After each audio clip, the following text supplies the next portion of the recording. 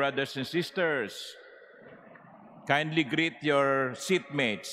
Pleasant morning. Good morning. Tignan nyo, baka tulog na. No?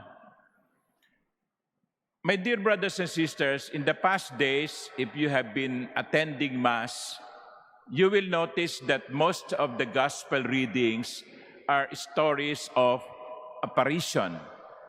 The Lord appeared to His disciples. The Lord appeared to Mary Magdalene. The Lord appeared to many people.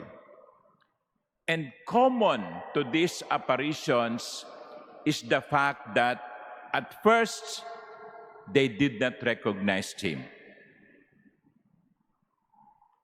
Mary Magdalene thought He was the gardener. The disciples thought He was a ghost. They did not recognize Him. And our gospel this morning, the story of the disciples on the way to Emmaus, is no different.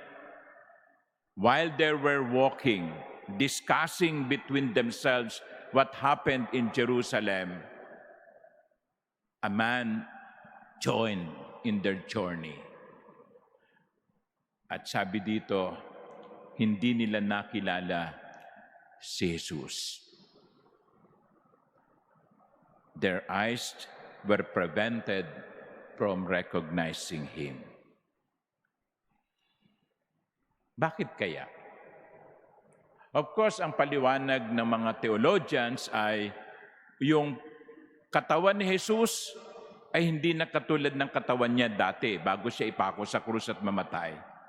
It is called glorified body. Kaya nga nakakalusot sa mga pinto. Kaya nakakakain. Pero nakakakain. Iba na yung kanyang katawan. Pero siguro, meron pa rin ibang dahilan kung bakit hindi nakilala ng mga alagad si Jesus na kasama nilang naglalakad. Siguro ang unang dahilan ay sapagkat yung dalawang alagad ay balot ng lungkot at pagkabigo. Balot ng lungkot at pagkabigo. Sabi rito, they stopped looking downcast. Hindi ba pag medyo malungkot kayo, kung maglalakad kayo, parang pinagtakloban ng langit at lupa, bagsak ang muka, nakatingin sa baba.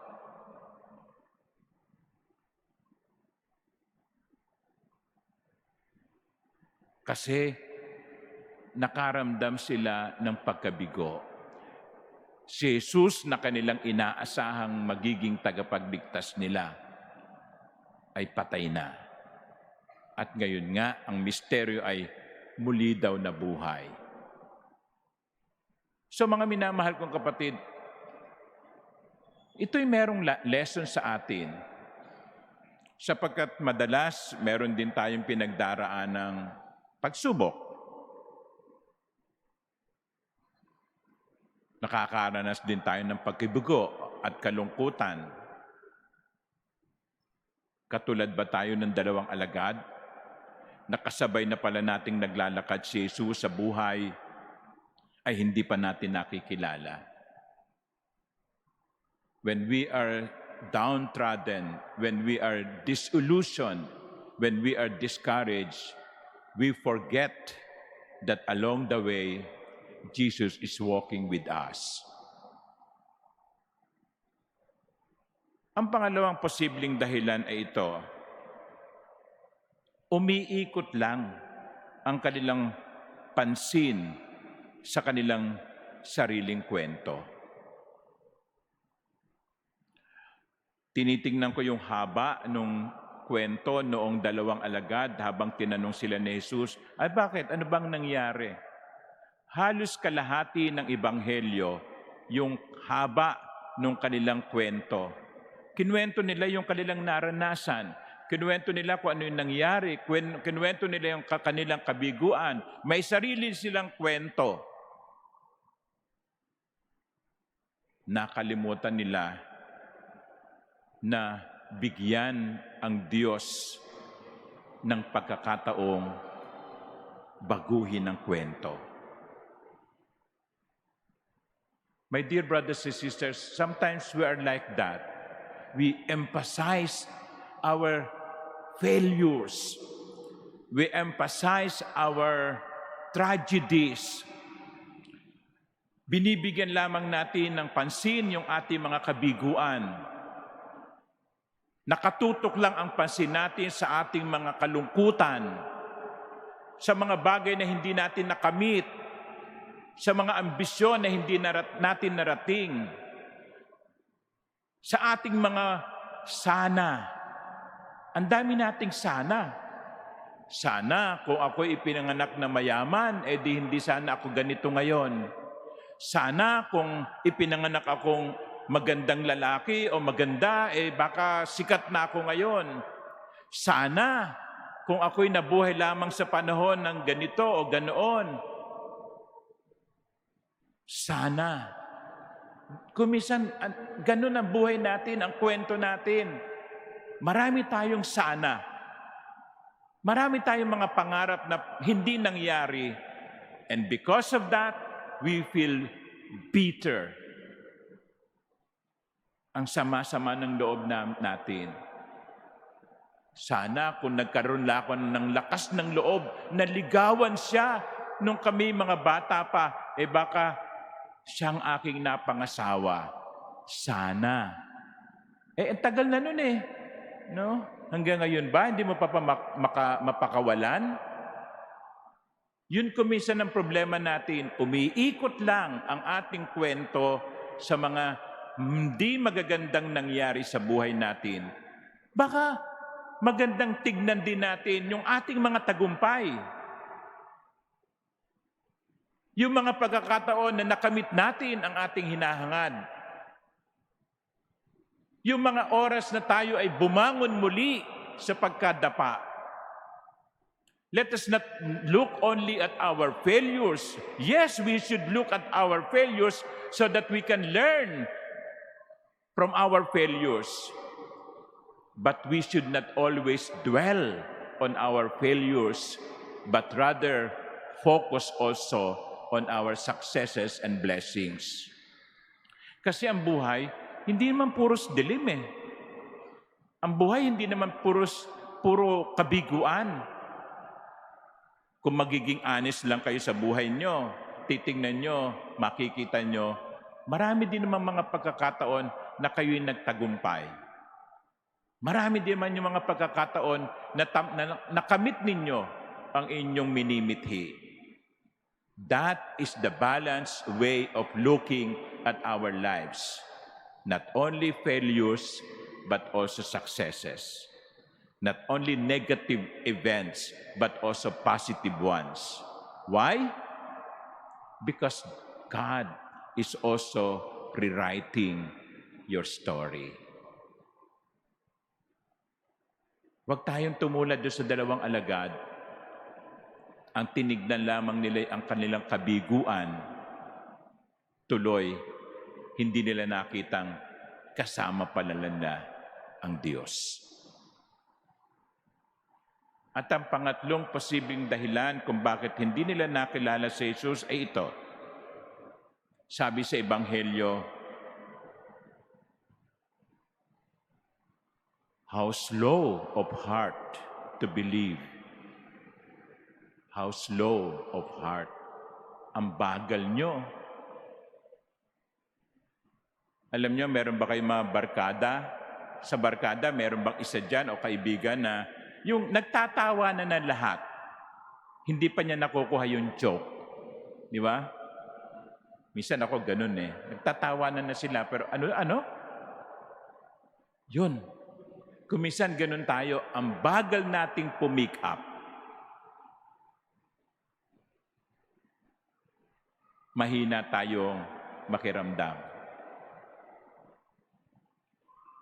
Kuminsan, siguro meron mga nandito na kasalukuyang nanliligaw, no? Sino ba rito ang mga nanliligaw? Yung mga wala pa sa first base, no? Okay. Tip. No? Okay, tip. Talasan nyo ang pakiramdam nyo. Kasi baka nagbibigay na ng motivation yung babae na gusto ka rin niya, pero hindi mo ma-pick up. Di ba? Don't be so slow. Yun ang gustong sabihin ng Panginoon. At pinaliwanag niya yung lahat. Batay sa banal na kasulatan, ganito ang dapat mangyari eh. Yung nangyayari sa akin, katuparan lang yan ng nasusulat sa banal na kasulatan. Don't be so slow. Tingnan nyo, kumisan, nagrereklamo kayo, bakit parang hindi ako dinidinig ng Diyos? Bakit parang hindi ako mahal ng Diyos? Hello? Nagpaparamdam ang Diyos. Ang bagal mo lang pumick up. Pero alam nyo, kahit na hindi nakilala ng mga alagad na si Jesus ay kasama nila, hindi sila iniwan ni Jesus. Hindi sila iniwan ni Jesus. Hindi katulad natin, kung minsan, naku, ang bagal-bagal mo naman eh. Ang bagal-bagal mo naman kaintindi eh. Bahala ka na nga, iwan kita dyan. No, hindi. Ang Diyos, hindi nang iiwan. Sinasamahan niya tayo sa bawat paglalakbay ng buhay. Kaya, huwag tayo magrereklamo at sabing, naku, parang naglalakbay ako mag-isa. Hindi po. We are never alone. We are never alone. God is always walking with us.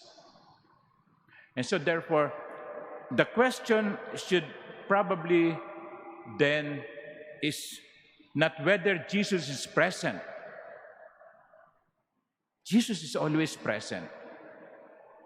The question perhaps is whether we are attentive enough to recognize Him. Baka yun ang problema. Ang problema ay hindi dahil ang Diyos ay wala, siya'y nandito, kundi ang problema ay hindi tayo marunong kumilala. That's why I almost always say, perhaps what we pray should not be, Lord, give me a sign. No. Kasi there is always a sign around. Perhaps the better question is, Lord, give me the sight. Not the sign, but the capacity to see and recognize. Tandaan nyo ha, hindi tayo naglalakbay na mag-isa. Kasama natin lagi si Jesus. Buksan natin ang ating mga mata, ang ating mga puso, ang ating isip, upang makita natin na siya'y kasama natin. Amen.